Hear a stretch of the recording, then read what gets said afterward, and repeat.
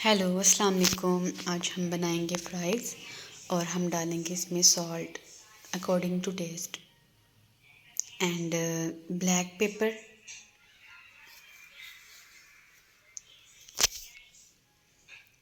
फिर इसको अच्छी तरह से मिक्स करेंगे।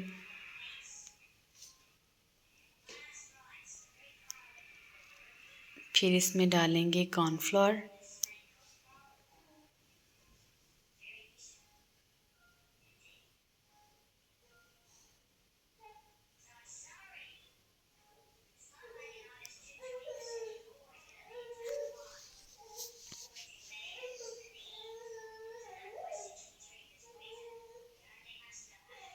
Two tablespoon